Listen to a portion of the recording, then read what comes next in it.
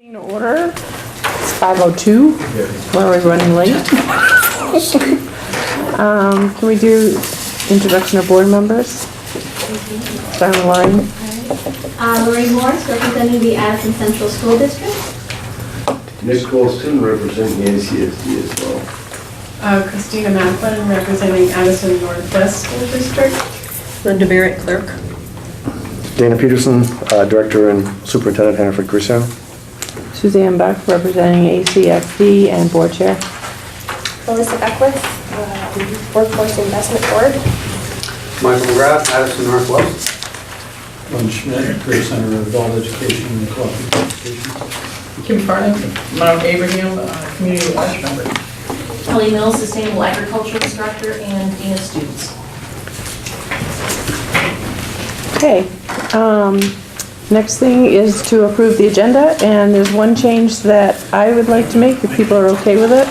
I'd like to switch the placement of the adult tech ed budget and the approve announced tuition, just swap them so that we do tuition first and then tech ed budget second.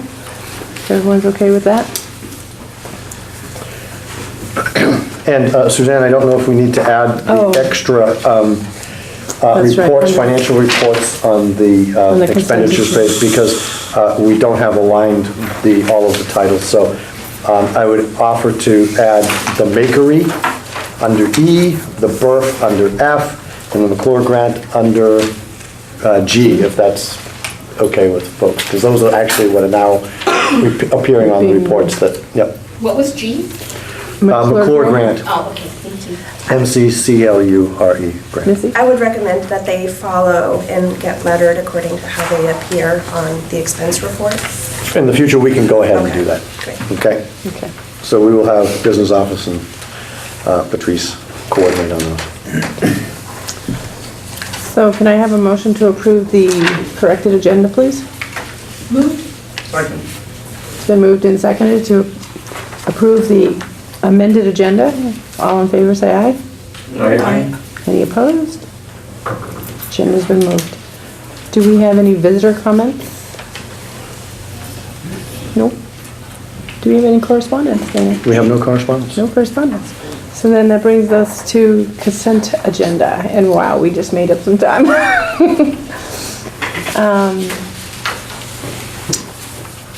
So the minutes of December 12th, We need to pull those for discussion. okay. We will pull the minutes of December 12th for discussion.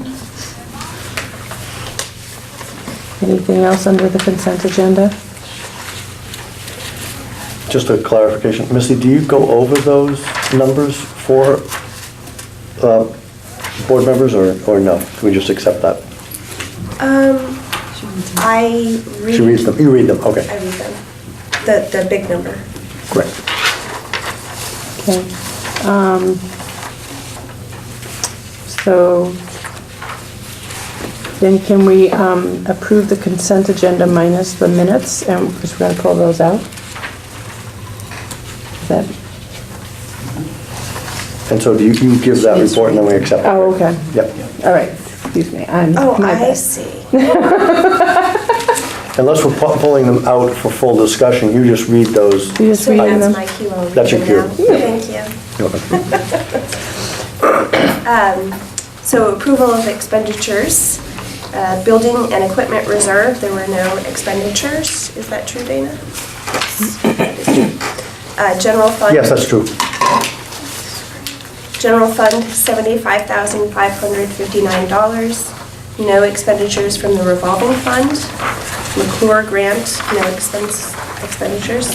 Makery grant, $196.50. Payroll for December 21st, 2018, $87,513.78. Payroll for January 4th, 2019, $96,495.69. Okay.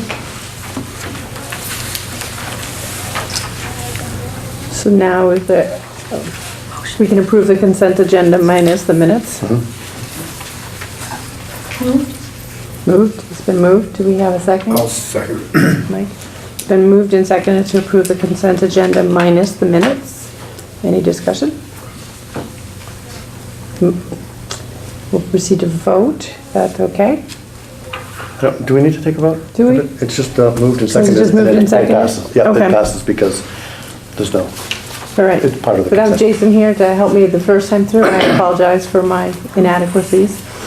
I believe the minutes of December 12th, there is an error or a correction to it. It's a correction, if you look under the, where it says superintendent's contract, the last line says interim status of Peterson will end June 30th.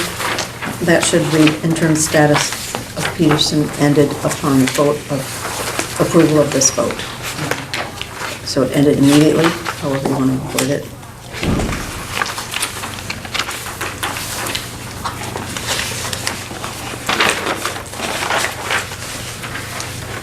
That's the only thing as far as I know.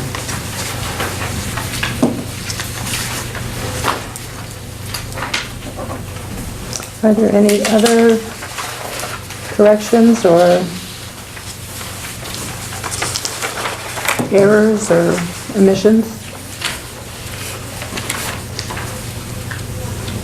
Hearing none, can I have a motion to accept the corrected minutes? So moved. Okay, Kim and then Nick. Is there any discussion on those? All in favor of accepting the corrected minutes? Yeah. Any opposed? Opposed? Abstained? Okay, minutes have been passed. So, 2.3, policy 2.3, financial condition activity. Dana, is that? Yes.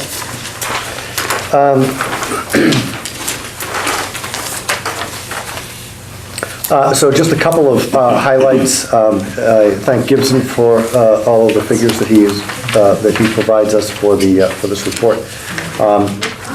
Under item 1, 42.64% of the board approved budget has been expended as of December 31st. And that's on the general fund allocation, $3,482,549. No, that's not right. That's on a budget of $3,468,524. So if we would please correct that. So what was that number? $3,468,524. I've kind of memorized this year's budget. That was the previous year's budget. That means that percentage might have changed a little bit, but not a whole lot.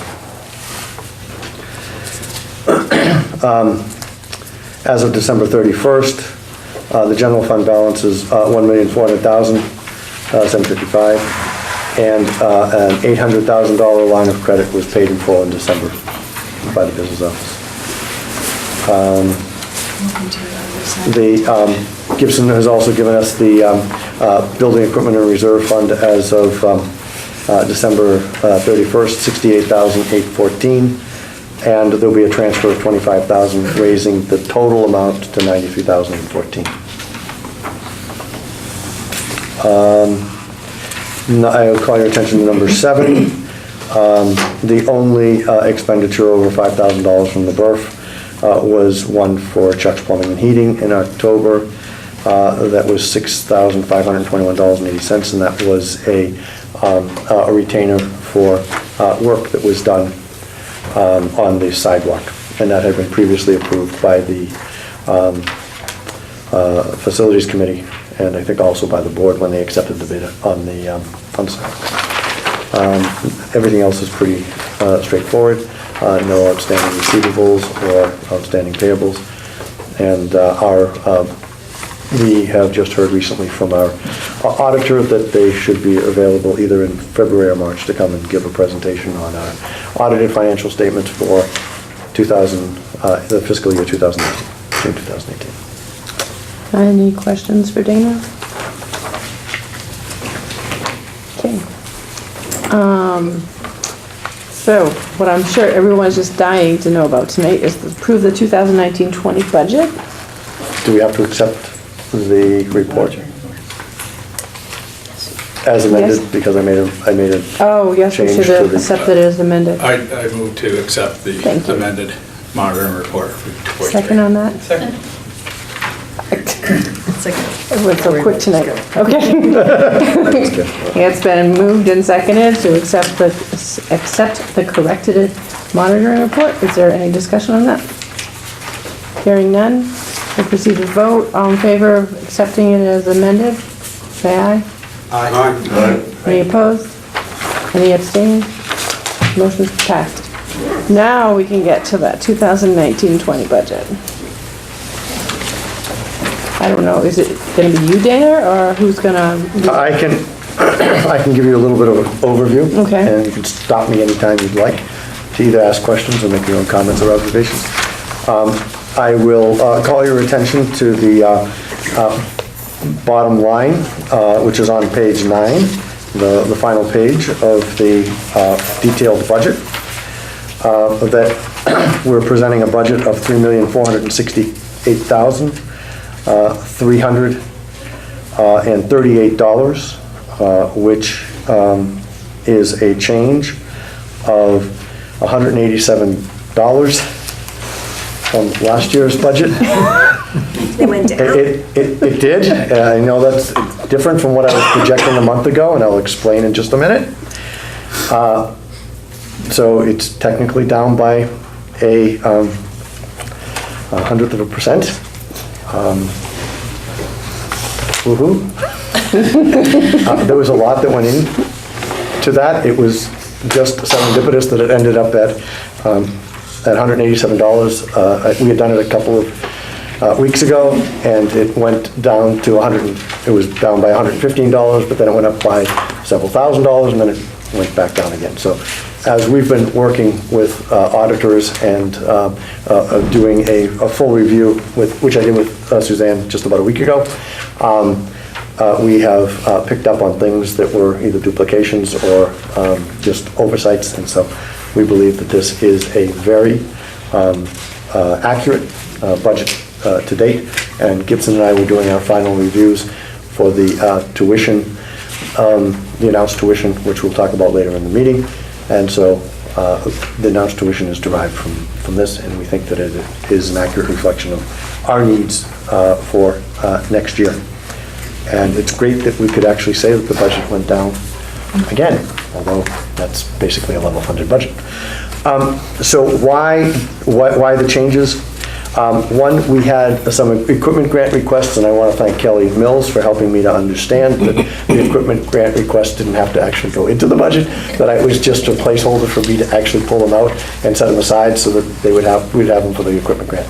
I had accidentally left them in because Patrice and I were talking, and I didn't tell her to pull out the equipment grant requests. So anyway, that totaled somewhere between $16,000 and $20,000, which I was able to remove. And then last month, I had indicated that we had $70,000 for the HRA that I am also recommending that we remove from the budget and use in a warned article based on some of the information that we've received from the auditors.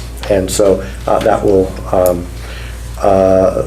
reduce the operating budget for next year by not having to put that $70,000 in.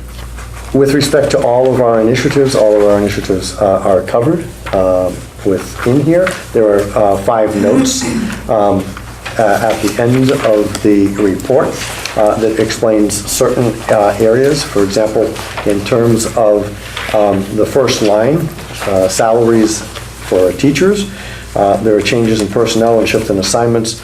A 5.69% increase is not what is a real reflection of changes or projected changes with negotiations. It's a result of shifting. So there are dollars in there that weren't in there before in terms of personnel costs. So we're not looking at a 5.69% increase over our operating budget currently. It's just comparison to the adopted budget last year, which has changed and shifted as a result of changes in personnel. So that line has offsets elsewhere in the budget. The second note is further, nope, it's down on, It's on page 5, thank you. under intracurricular programs. So that's, Did you give us a copy of these notes? yeah, they're on the back page. On the very last page, Very now. last page. So that's under intercurricular programs. And those programs at 20, there are a bunch of stipends that are paid for a variety of programs and activities, whether those are mentors, Skills USA, FFA, student activities, that are all accounted for contractually. The third note is on page 7. I believe it's page 7, on page 8. Page 6. Director's office. Okay, can't read that small print. It's on page 6 under the director's office, and there is a decrease of 43.13%. That's a change in staffing and not filling one position in the administrative offices.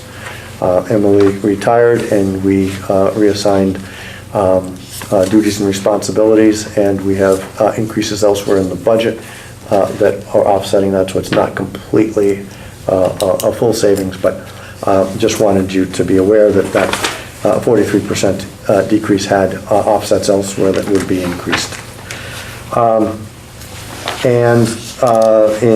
On the next, Right at the bottom of the same. bottom of the same page, thank you. In the Dean of Students, that's Kelly. Kelly has taken on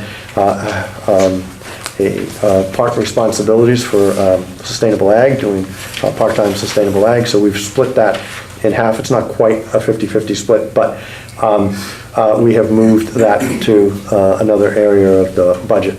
So that 49% decrease is offset elsewhere in your budget. So if you see a huge increase, that's because that has been split to the appropriate departments.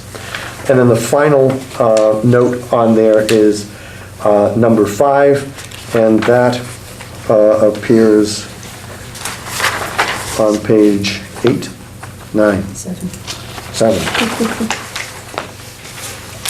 Oh, yeah, there it is. Under the business office, that is also a change that was reflected in the change in personnel in the, under the administration. So that increase is due to change in responsibilities and time. Okay?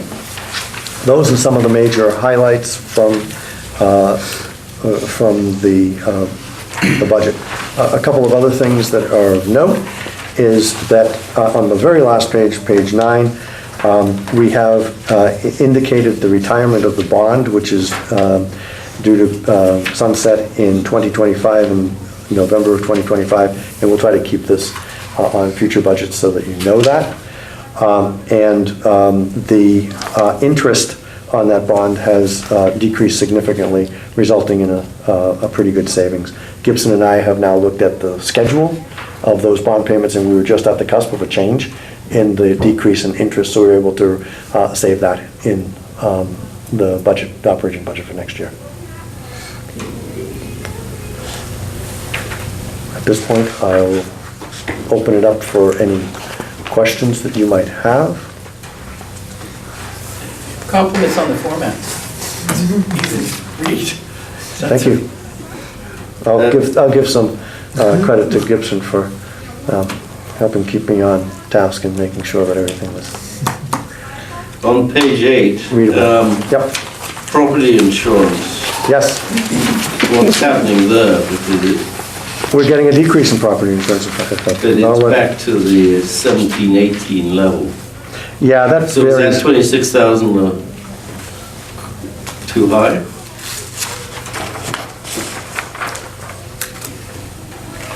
Which line item are you at next, so that everyone else can do the same The line thing? is 2,600.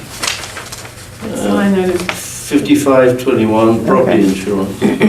It was 11,000 in 1718, Right. then it went up to 26, and now it's back to 10. Yeah, the current year is under 10,000, it's 9,000 and some change, just over 9,000. So we're budgeting it based on what we know this year's to be, thinking that that will be sufficient. Gibson has just been particularly impressed with Visbit's responsiveness in trying to contain costs and passing those on to us. So I'll let him speak to that. So we got a credit out of the 26,000. Yeah, I mean, their rates have been steadily decreasing. I think we're being part of the pool of Vermont schools, and I think there's a lot of communication to the members with respect to ways to manage risk. If you look out on the doors outside, you'll see these dials which indicate, which will let you know if Icy or not? if it's freezing or not, and be mindful not to slip. Just small little initiatives like that. We also did a comprehensive safety audit last year, or Right. safety audit, which we got additional funding for, and that may also influence our rates. I don't know that for a fact, but when Visbit sees that you're doing things to mitigate risk, there may be a formula that helps them to do that. So we decided that was realistic. I did ask, I've been asked at least 3 times, and I did go back and check with Gibson 3 times, and he didn't shake his head at me, but he has told me the same thing each year, and each time, and he showed me the actual bill for this year, which said 9,000 and some change. So we are still budgeting. I'll believe it. And so the $10,000, even though it doesn't appear on this sheet, does seem to be a reasonable number to be able to cover those costs. Okay, good. Thank you. I wouldn't put it in if I didn't believe it myself. I questioned it too, Nick. Like, didn't make sense to me. Does anyone else have any questions or concerns? Yes, I have a question about Kelly's reduction. So is someone else picking up some of those responsibilities since you're teaching? Yes. And is that reflected someplace else in here? Or is it just somebody doing? We have a system that we have expanded with existing personnel, Okay. and it's covered within the budget. There was no actual shift in change into there. Next year, I may have a recommendation about a different structure, and we're going to pilot some things this year, because Kelly has expressed interest in going back into the classroom full-time, at which point we would have to have a plan for a modified leadership structure that would actually cover those responsibilities. So that is not happening yet for next year, from what I understand. So we're going to continue to operate in the way we have this year, which has, I think, worked relatively well. And we will use our current resources judiciously to assign appropriate staff to pick up some of those tasks. Great. Anybody who would be picking up those tasks is appropriately licensed, by the way, so there's not an issue there. Good to know. Especially for the record. Especially what? For the record. Especially for the record, yeah. We are in complete compliance with state requirements. And then the new program, Building and Trades, is not reflected in here? We're covering that under Perkins. Okay, got it. Yeah. For salary. And we're very excited. We'll talk about that a little bit later in the program. Stay tuned. Stay tuned. Just making sure it's still happening. It's still happening. It's still happening. Yep. And it's not an oversight. Good old Perkins. Good thing I know where my pennies are. Yeah. My jelly beans, all the other things that I need. And it's a good thing we have a great team that's actually working to put this together, because I could not do this by myself. So I give credit to Kelly, to Len, to Gibson, and anybody else that's chimed in on helping to constructively build our budget and make sure that we're covering our needs. All right, so we need to approve this budget. Can I have a motion to approve the budget, please? I'll make a motion to approve the budget for the amount of $3,468,338. Second. The motion has been moved and seconded to approve the budget in the amount of $3,468,338. Is there any discussion on the motion? Hearing none, we'll proceed to vote. All in favor of the motion, say aye. Aye. Opposed? Abstentions? The motion has passed. We've now got a budget for next year, or at least to present to the voters. All right, so this is where we had said that we were going to switch the agenda around, so we're going to do the approve announced tuition And that is the last page of your new packet. first.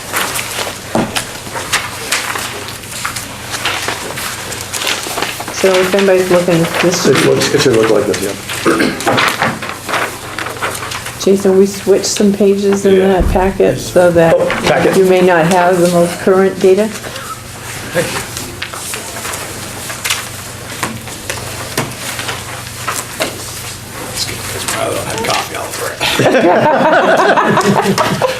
We won't tell anyone. Okay.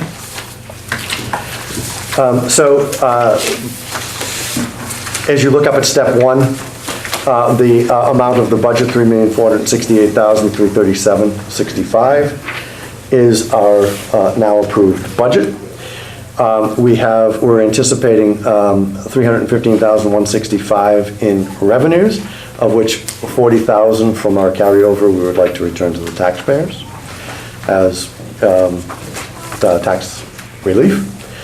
That takes us down to a spending of $3,153,000 in step 3. Our sixth semester average for FTEs is 122.94. And when you divide, then we have less the state-based payment, which is $10,130 at 87% on the sixth semester average for FTEs, also minus the tuition assistance payment of $10,130 at 35%. Take all of that off, you get an amount to be raised by assessments for our sending districts, and that gives us $1,633,751.64. And when we divide that number by the sixth semester average, we get $13,288.54. When that is added, when that is compared with the tuition rate from last year at $12,899, we see that we have an increase of $389.54 per student, or 3.02%. That is, I think, relatively good, given the fact that we dropped almost 4 FTEs from last year. So we were having 4 fewer students basically on the same budget. So to keep that at 3%, I think, is a very reasonable expectation. When we take the $13,289 and add the payments directly paid by the state, the 87% of the base, we get a total tuition to be charged at $22,102.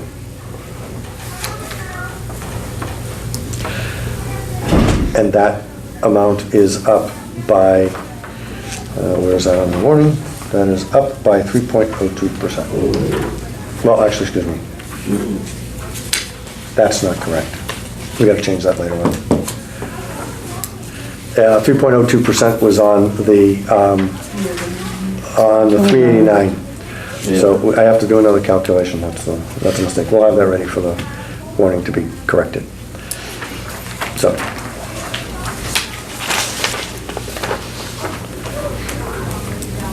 Our announced tuition then is going to be $22,102, and that's what we're presenting before you.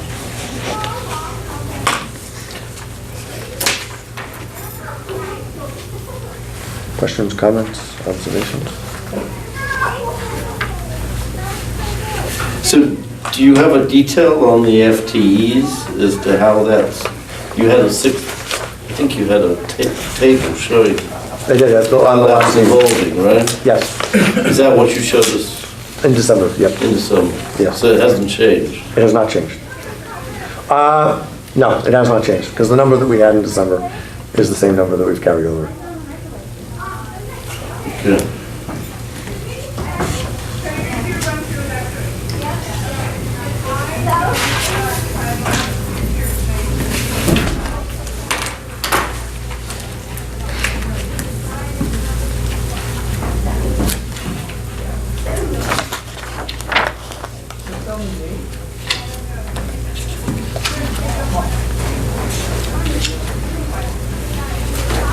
So do we have any questions? Anybody want to understand anything more about those lovely formulas the state uses? Because I don't want to know any more about them.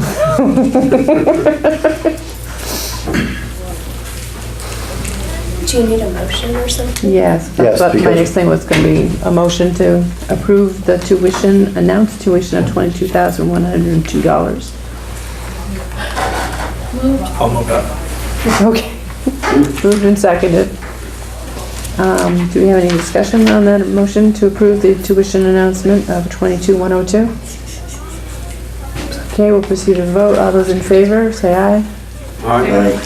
Opposed? Abstentions? Okay, we just approved the tuition. So, next is tech ed budget. Maybe that's a little easier to understand in the Well, formulas. I think that the tech ed budget to some degree reflects leap into the unknown that happened the fall of this year when we started the Vermont Youth Works Did we have that there? partnership. Is the tech ed budget in here? No. No, I don't see it. It was in the original packet. It was? It was. It was, yeah. We're on the fair on 8%. Yeah, I thought so. Which I did up to Dana when We checked the original packets. yeah, and I left my original packet with you that day we worked Want on me to it. run and make copies? For Lens, yeah, maybe. Is that it, Lynn? I can go grab it. Take more copies. Did it change from what was in the packet? I don't think so. I just know that I jettisoned my previous packet because I thought we had a full packet, so. So much for being efficient.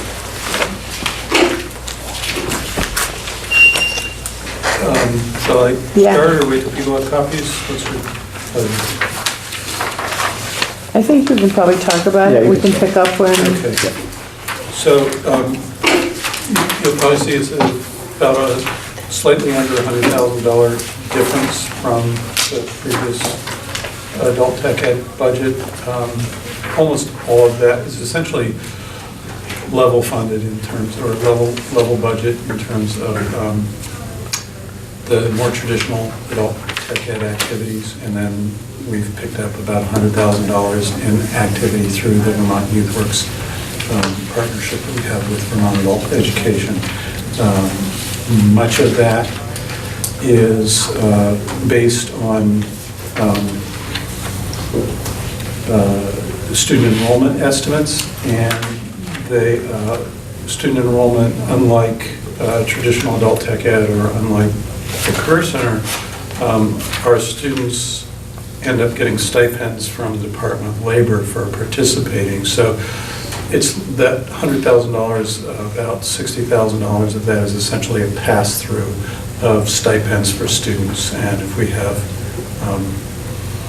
more students enroll, that pass-through would be a bigger number. If we have fewer students enroll, that pass-through would be a smaller number. The actual obligations that we would be bringing on are essentially a part-time technical instructor with the Youth Works that is about $20,000 a year, and a part-time program coordinator through Vermont Adult Learning that we contract with Vermont Adult Learning for about another $20,000 a year. So that would be the the actual difference that's not a pass-through, and that will be covered by tuition revenue for the Vermont Youth Works. Other than that, it's essentially the same budget as this year. And so the total on the budget you're proposing is the 215, is that? I gave my copy away. Yes, that 215,092.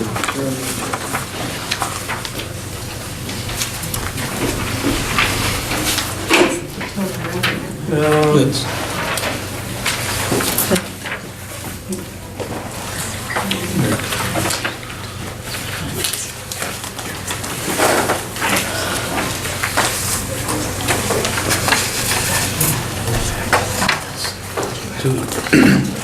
My question is that and I may be missing something, but you have the expenditures of 243,000 and change, and revenue of 215,000 and change. So there's a roughly a $28,000 spread. mhm. So where does that shortfall come from? I noticed that same thing just now, Jason. I know that what I originally submitted had a column that is not shown on this budget, that more itemized what of the items were associated with the Youth Works. And I'm thinking that that difference it's a smaller difference, but it's roughly the amount of or excuse me, it's a little bit larger difference, but it's roughly the amount of our $25,000 McClure grant. So I'm thinking that there may be a column of this spreadsheet that's missing that kind of shows that. There is an item 1602 that doesn't have anything on there. Is that maybe where it lived? I don't know. So the McClure grant is revenue for this program? Yes. And that doesn't show up on this budget? That's correct. Yeah. Which is probably the 1602 line. Yeah. Okay. So should we wait to approve it, or? Well, the thing, we need to approve it to warn it.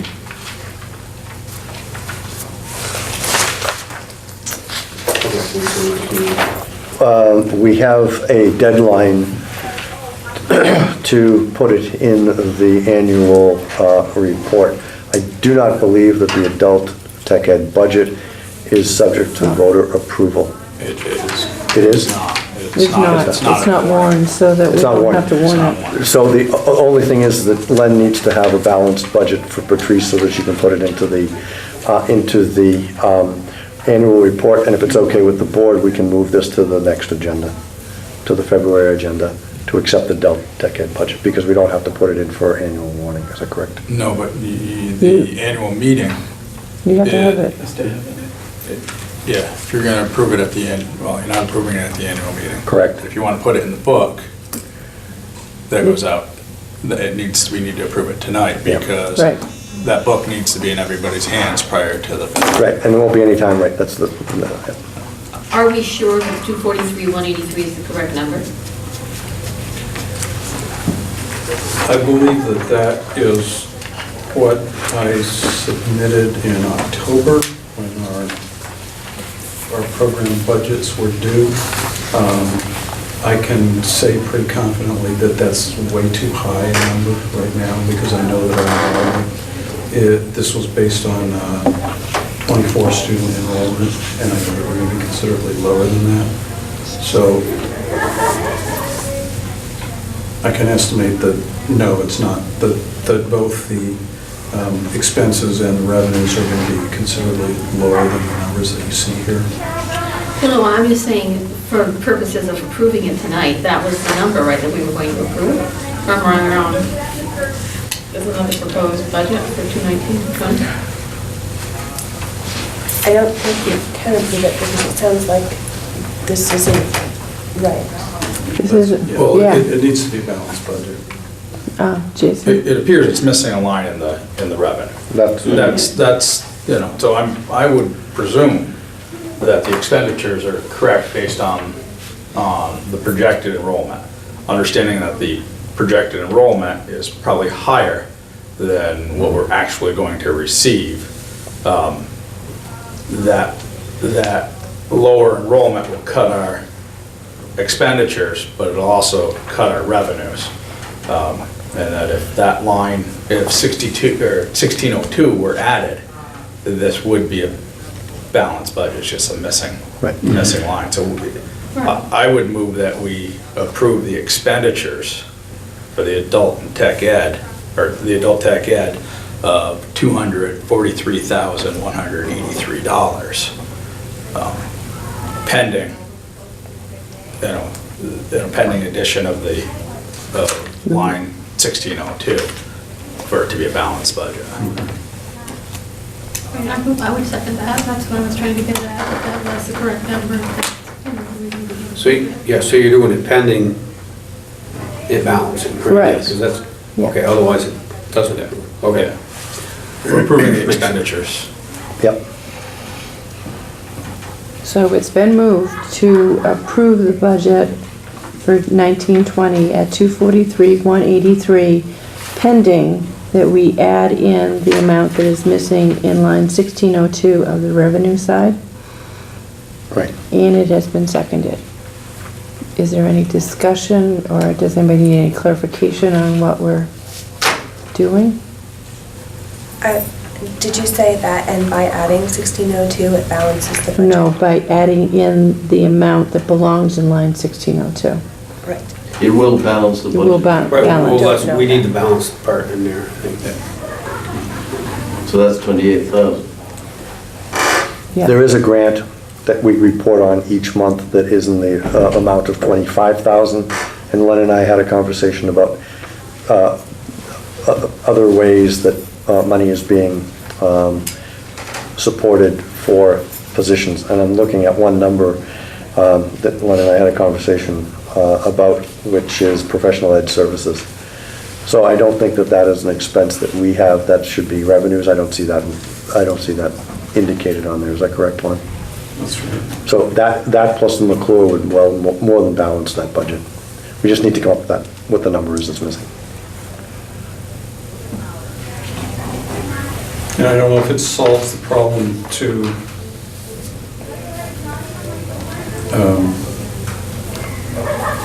leave it out and address it later, or if it is appropriate to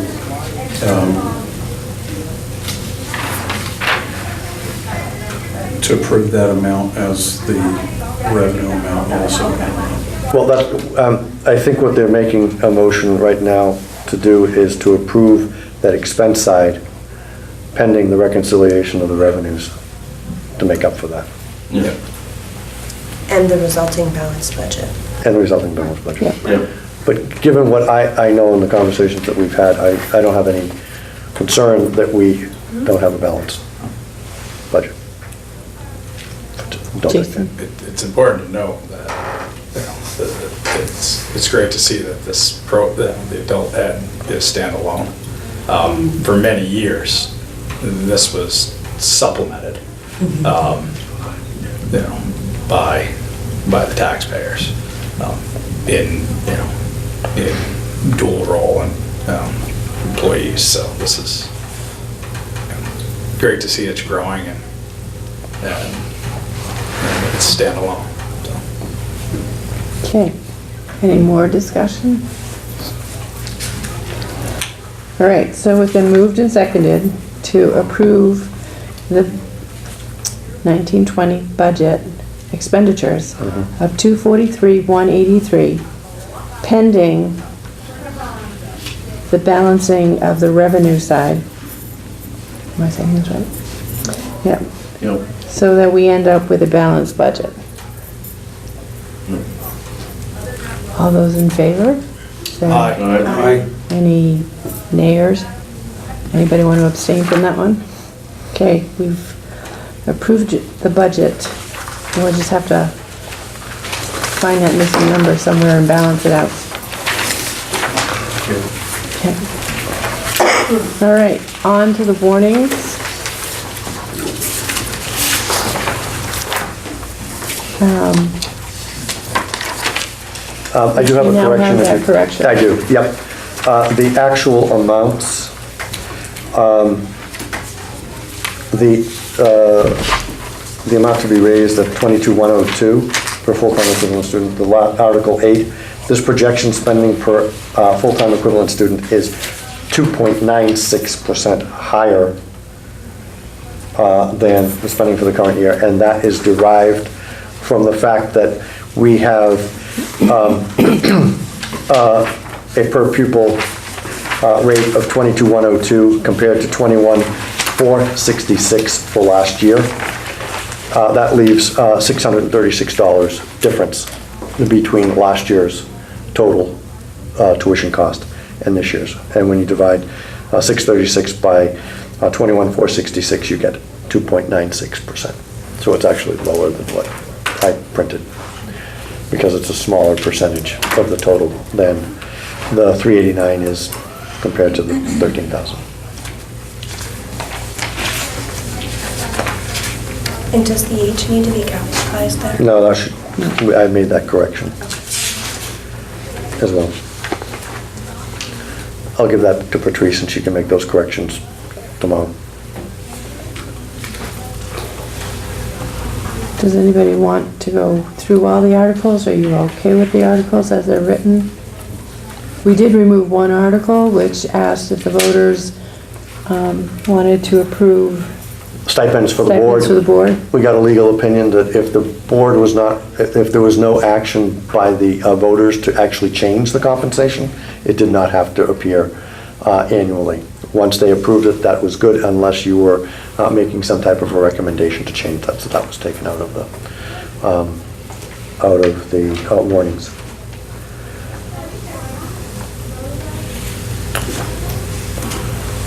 I will note for the directors that there is no transfer this year in the warnings to the BRF. But as Gibson and I have been reviewing funds and how we're managing our cash flow, that is likely to change in future years once we get a handle on our health care costs. But we believe that $53,000 would be sufficient to allow us to make payments through the health reimbursement arrangement. Lorraine had hers, and then Jason. I don't remember us, and I mean, maybe it's just me, but I don't remember seeing in the past that the annual meetings listed for the annual meeting date and town meeting, and the election date thing. Is that normal? I don't remember ever seeing that before. So what is specifically your question? Well, it's saying that our annual meeting is February 13th and March 5th, and then we're going to be recessed to March 5th. The meeting will then be recessed. I don't remember ever seeing it listed that way before. Normal, I mean, our meeting isn't on, the annual meeting is February 13th, and then voters vote. Right. Right, but the only vote that's by Australian ballot is Article 8, and I believe that was in here last year. I did check. And it was listed that way? The Yep. meeting will then be recessed? Yes. Yep. The meeting will then be recessed to March 6, 2018, on which date member district voters are further warned to vote on this article listed below by Australian ballot. And that is the same as 2017, 2016. Okay, I'll have to check the ACSD one, because I don't remember seeing it like that. It does sound strange, because if you're recessing a meeting, it sounds like the meeting will come back together again and resume. Well, it does. Technically it is. Technically it is. But it's not being, I mean, if you're thinking like a meeting like tonight, Yeah. so if we recess to go next door to an interfaith thing, then we would come back again. The big difference is it's an annual meeting, so you don't need because it's an annual meeting of the voters, there's no need for a quorum. So that's why, if it were a board deal, you wouldn't be able to do that. And that's historically how it's been, for as long as I can remember, how we've had it set up. Okay. So,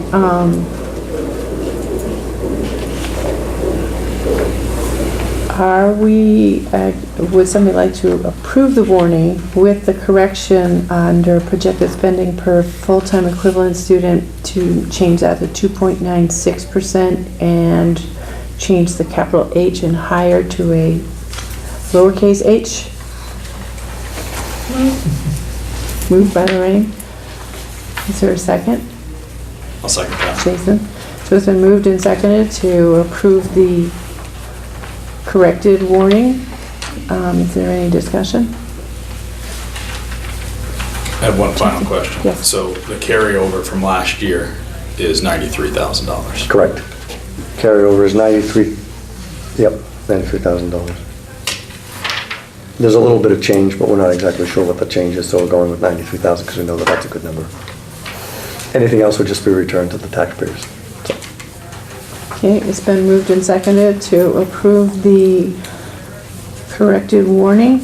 As we'll proceed to vote. All those in favor say aye. Aye. Any opposed? Any abstentions? We've approved the amended warnings. Construction technology program approval. Dan, that must be you. that's me. So, as I've reported in past board meetings, we are looking to reintroduce the construction trades program, and I'm pleased to report that it has been universally embraced by all of our sending towns. We are in the marketing and promotion phase, after our silent phase of asking for students to apply prior to our normal application phase for Career Center programs so that we know that we have a viable cohort. I got information just today from Len that we have 7 people interested with another inquiry that is being followed up with tomorrow, so we're looking at 8 students. That was the minimum number that we had targeted for making sure that the program would be viable. We think that that's a solid number, and the applications continue to come in. So I'm not sure, do you know exactly how many applications we've had out of those? Is it 7 that we've gotten? So far, I think there are actually 6 in the guidance, and I Office. handed somebody who was One today. interested this one today. And there's a follow-up tomorrow. Hand it back tomorrow. So we are feeling pretty confident that this will be a viable program. We still have time prior to the application phase, which starts in March 1st. Is that right, Kelly? Usually February 15th. February 15th to March 15th, okay. That's our normal. Right, so we have another a month for that, and we are looking to begin advertising. We're gonna, with your approval, we would advertise the position and have an application deadline for the end of February. That would give us plenty of time to see what the application numbers are and to begin our search for a qualified instructor. And with your approval, I will begin next Tuesday the process for getting reinstatement of the program with AOE. Have a meeting to discuss that. So to be clear, tonight you just want from us approval to get the program reinstated? That's correct. And that's it? That's it. Okay. Moved. Second. Okay, it's been moved and seconded to give Dana permission to start the process to get the construction technology program reinstated. All those in favor say aye. Aye. Anybody say nay? Motion's passed. All right, so we're moving into informational agenda. We have the facilities report, please. Who wants to do that? Does everybody have a copy of that? I don't think it was in the original packet. No, all right, so I'll go through some things and try to be quick. So the building electrical distribution system evaluation, that's long, is continuing, and as planned, and recommendations for upgrades are being made. John is beginning to look at doing an RFP to evaluate the air handling system as well, so we can understand what will be needed to upgrade that. The tractor purchase, one payment's been made and another will be made in January. Birth review was in process when we met. One thing I'll highlight is that John and Dana have been doing an excellent job of reaching out to Vermont Gas and Efficiency Vermont to gain any rebates that we would be eligible for. And almost all of the projects that we've completed, there's been something coming back. And we discussed that those rebates go back into whatever fund paid for the project. We did approve John purchasing an auto scrubber to replace the existing unit that's past its useful life. And the digital control server and controls project has been completed. Does everybody know what those are?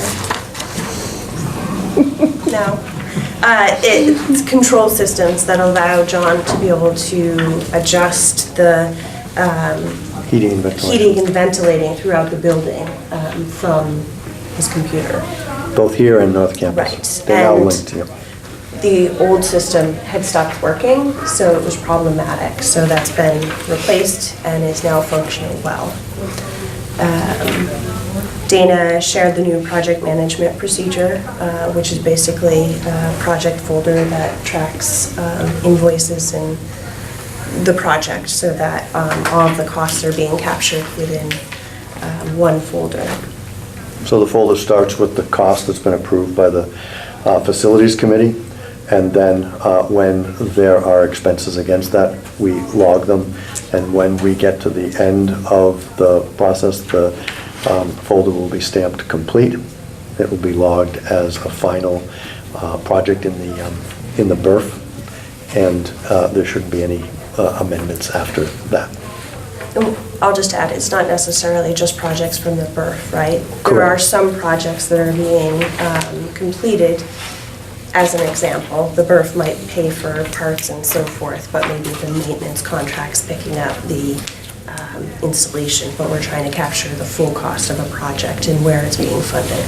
Or like a tractor that's not being paid for out of the BRF, that's being paid for out of other funds, whether those are equipment funds or general funds.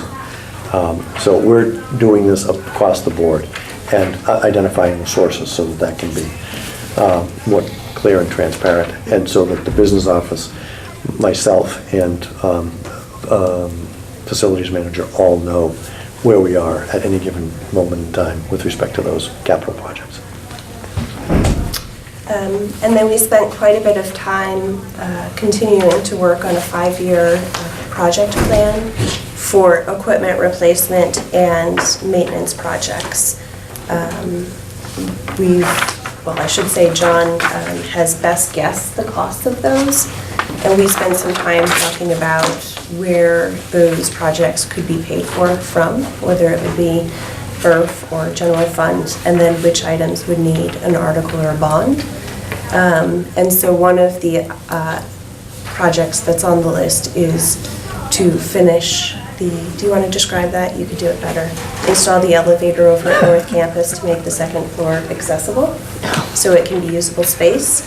And so at our next meeting on February 4th, we're actually going to go on tour there, so the Facilities Committee, Dana and John, can see that and get a visual of what would be involved.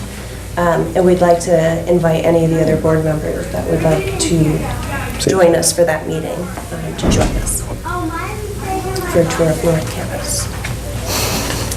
Does it come with refreshments?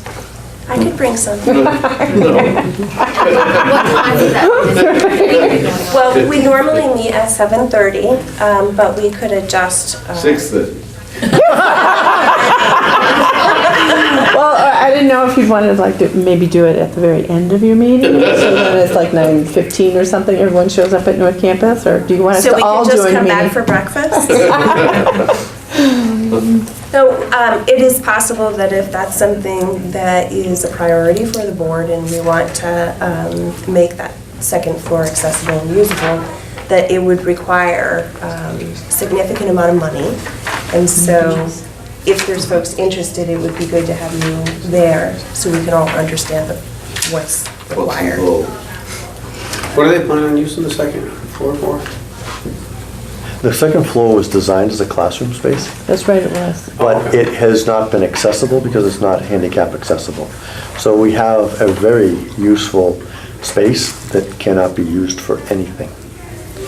And so to recover that space, I think would be very beneficial both for our programs housed at North Campus, as well as programs here, that, for example, the Ag Department could actually have a classroom out there, and they would not have to waste. They would not have to spend time in transition if they knew they were going to be out there for a week. We could just deliver the students right out to North Campus, and the Ag program could happen right out there on site. So that's just one small perk. The other components are looking at the community and having it be a community resource and being able to use that for a variety of programs, perhaps adult ed classes. And so we think that it would enhance not only our visibility, but our service to the community. But the main purpose would be for our programs to be able to make much better use of that space and potentially accommodate additional students. My understanding is it was part of the original plan for that campus and was cut as a budget saving thing. So the classroom was still built, but the elevator to make it legal to use that classroom was not. Do we know if there would be any grants available to help cover a cost of making that handicap accessible? I do, but we can ask the right people. One of the things that has come up in terms of topics at AOE is construction grant, reinstituting construction grants. If that were to happen, I would think that this would be a valuable, worthwhile endeavor to actually to pursue from AOE. There may be other municipal grants that we could also pursue to offset some of those costs, but that's a question of finding out what they are. What did you say the day of the? So our next facilities meeting is on February 4th, which I'm guessing is a Monday morning at 7:30. If there's folks interested, we can try to find a more convenient time to tour the space. I'm interested. I'll try to make it. Necessarily come then, I just have an idea of what time you guys are going over or whatever. I would propose that we start the meeting there at 7:30 and then finish there, and we'll just have our meeting there. We could have our meeting there, yeah. There would be no reason for us to transition back to main campus. So the whole meeting could be held out at North Campus. So would there be enough parking if Yes. like, the whole board showed up out there? But, yes. Park up next to the barn? Good luck with that. And Yeah. you'd be looking at that part first, that'd be like the very first thing? Yeah, Okay, Yeah. because I would have to be out of there by. yeah, Right, absolutely, it'll be. By 8 o'clock, I mean, if we started at 7:30 and that's when we start the tour, it's not a very extensive tour. With any discussion, I would imagine, as long as we keep certain comments to a minimum, that we would be out of there by 8 o'clock. I think he's picking on me. No. Well, he's looking at you with a twinkle in his eyes. I think he is. No. All right, so I'm that's what I misunderstood. have to report Okay. for the facilities. Would All right. Nick or Dana want to add anything else? The biggest part of that cost is the elevator, if I understood Yeah. that correctly. So it's really looking at the shaft, understanding how it's going to work. So what I would think is that I don't know. That's all we have in there. When you walk into the doors, that room on the right was originally where the elevator was going to be. Yeah, So the shaft is technically there. technically it could be. So we just have to find None of the units. working parts, though. Moving on. Okay, so moving on. So, Value engineered. Budget and Policy Committee. I will before anybody, you've got the little report that Dana nicely wrote up. That's from a month ago, it doesn't include last night's, but I just. Well, last night's was so fast anyway, but, yeah, there's pretty cut and dry. Anybody has any questions? Don't ask them. Yeah, move on. Any questions for the Budget and Policy Committee? If I may just make a comment, the Budget and Policy Committee knows this, but each month Gibson and Gretchen provide me with a report of our expenditures, and we have encumbered all obligations such as salaries and benefits, so that we have a running tally, which you can see in item number 1 on there. And that helps us to be able to track what would be considered the operating fund budget, or operating fund balance for the year. And that's very helpful in terms of being able to make year-end projections. Good. Okay, we shall move on. Community engagement report. You have it in your packet. We were scheduled to meet this evening. Obviously, that didn't happen. So what you have in front of you is pretty much what was accomplished that particular evening, with the addition of having Kate Riviere in our group, who is Miss Public Relations. And we've initiated a lot of things, unfortunately, Kate's going to be doing. But connection with a lot of different people within the community versus, connection with the town clerks and the, report regarding open house, which is going to be February 14th, combined with the Makers Fair. And we, pretty much put it down on the sheet here. Thank you, Dana, for doing that. You're welcome. Any questions? You're welcome to attend. Yeah. We were very efficient. We got out of there in no time. I think we left 5 minutes early, didn't we? We were like,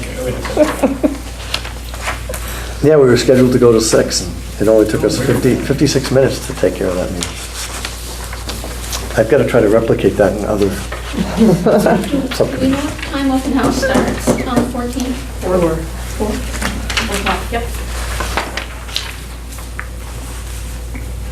I'm talking mostly about budget and policy. So. No, you're not.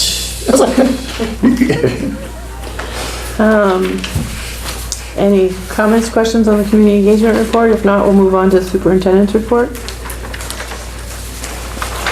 So without spending too much time, I will give myself about 20 seconds to say that the report that you have here in your packet was all corrected based on the reports that I've given earlier. So I don't have anything further to say except for the one thing that was not in the report, which is that the Makery is now up to 12 members, and we have 10, I think we still have 10, mentors.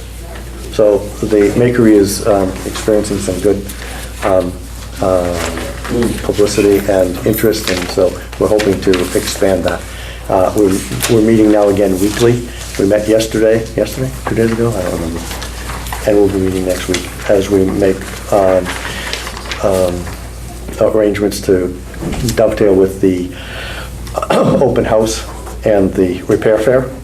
yeah, I saw that in there. I wonder if somebody could talk about that a little bit. I just saw it advertised in the ad, Independent. Yeah, we have, Kate once again did the outreach to have the repair fair here with Addison County Solid Waste, I believe is the, Yes. the group, and they're going to be running activities and have some opportunities for people to come in and bring things and repair. We think that it's a really nice dovetail with the Makery, the Maker Fair, and what we do here at the Career Center. So we're hoping that will be a general positive publicity event for the entire community. So once again, 4 to 7 o'clock, Valentine's Day. And the theme is I Heart CTE. And there will be lots of prizes, and there will be lots of good food. Come on. Exactly. I had to replace my lip balm. I talked more than 30 seconds. Any questions for Dana on his report? Do we just want to make the note that the numbers for the tuition are different than what's in the report based on what you reported earlier? That's what I was referring to. All of the, I mean, everything that I have done since this report His change has been updated, so This is kind of like old news. it's old news. Got it. I'll take things old news. Right. It was kind of current at that point in time, no longer current. Well, that was 2 weeks ago when I wrote it up, prior to the snowstorm, the work that Gibson and I put in. Moving right along, Dean of Students Report. Okay, so this is what we're going to start seeing in the Addison Independent starting tomorrow. Tomorrow's Thursday edition is going to have an ad that looks just like this. And as Dana said, it's I Heart CTE, so we're capitalizing on that motif. And we did a poll of our students and had the students write down what they loved about the program.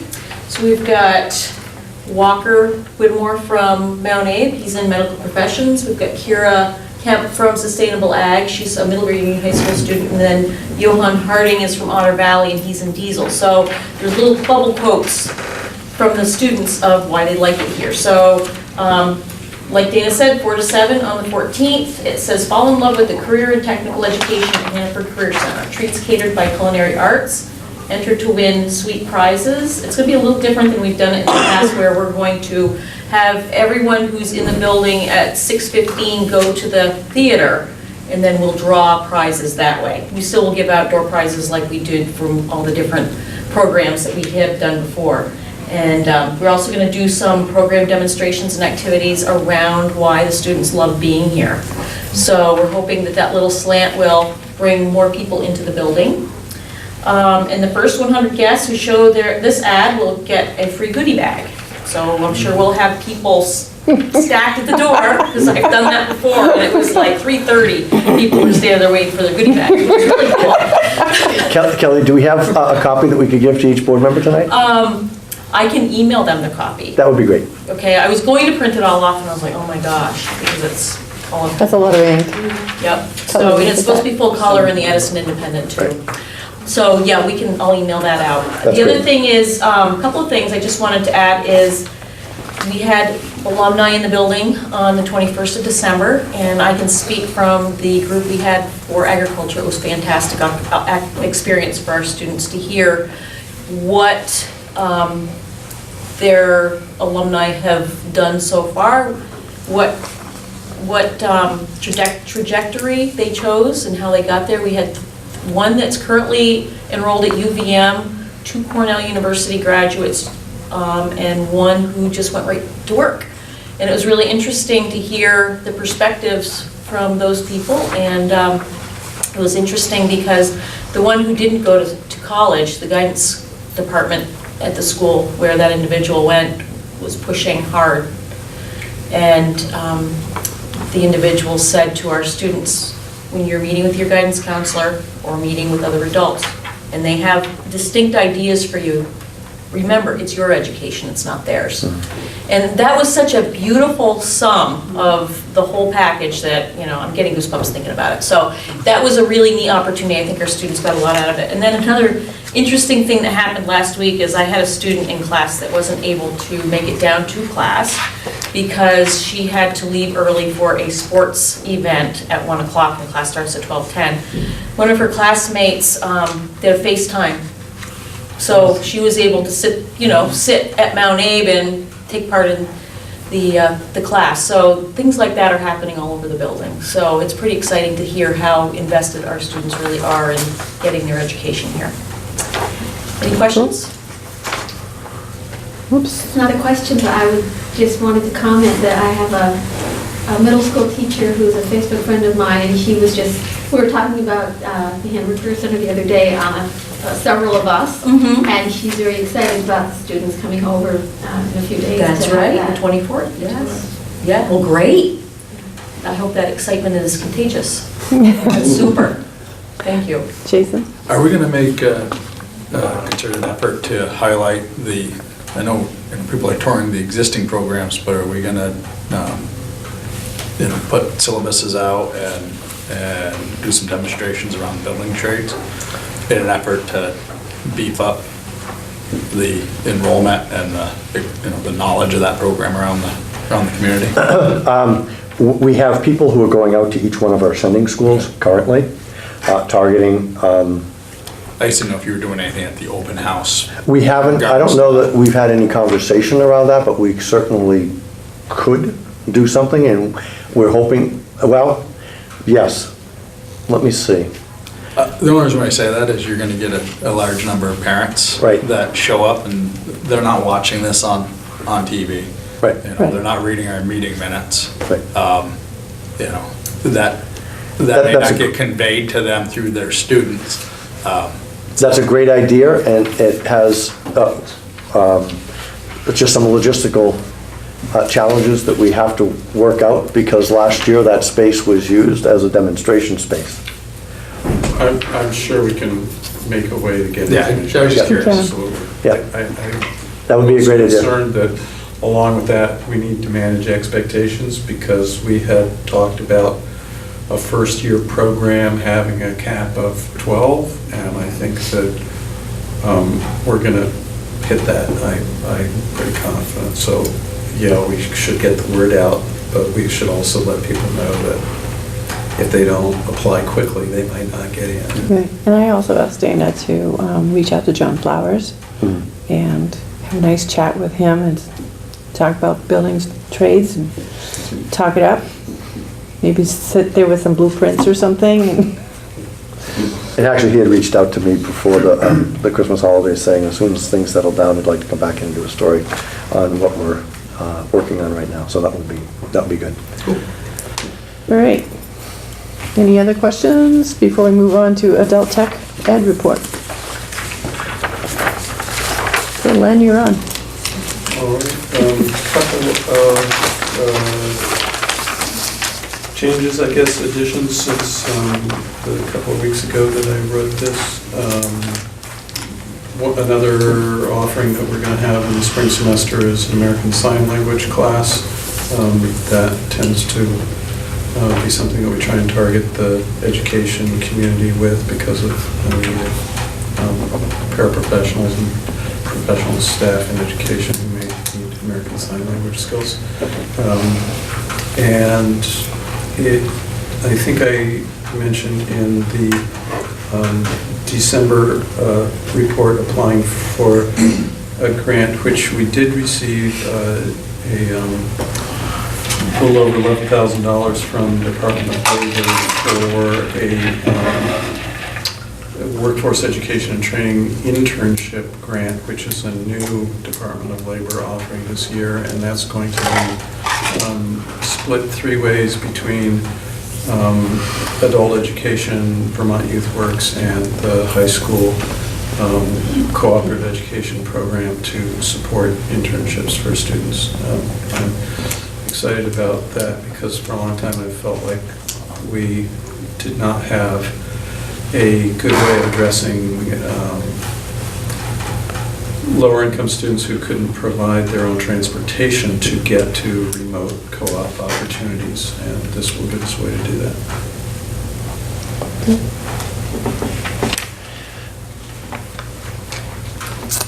Dana. Could I actually go back in time for a second to just make a comment? How far back in time? Just to my report that I should have said something about.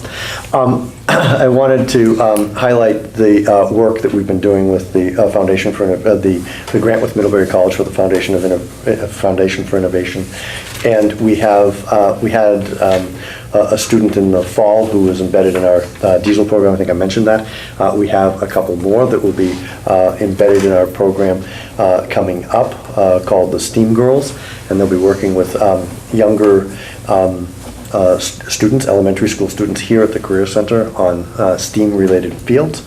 And I was talking with some students today as we were doing presentations, as Aaron Townsend's group was doing presentations over at Middlebury College, in having a couple of students perhaps be interested in being embedded in that program to actually work alongside our students. Based on the interactions that I've seen, and they have been here a couple of times, it seems like a natural fit. So I just wanted to put in a plug for Middlebury College and their support of this this initiative by funding that grant out of the Fund for Innovation. And for Noah, his last name? Drawing a blank. Noah Graham, thank you. Noah Graham for being the point person at Middlebury College to help us with this. So kudos to him and to the students for their interest in our programs here. Great, thank you. You're welcome. Any questions or anything for Len on his adult tech ed report? Okay, would someone like to report on policy 4.1 for us tonight? Don't all look the other way. Jason? While I was late, Ouch. I see things moved along nicely. We're on schedule. Excellent job keeping us on task and kept all the conversations to a minimum. Good job. Okay, so that brings us to, we have the last thing on our docket, which is executive session for negotiations and personnel.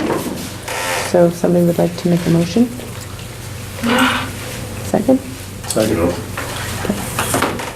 All in favor of moving in? Aye. All right. We don't need you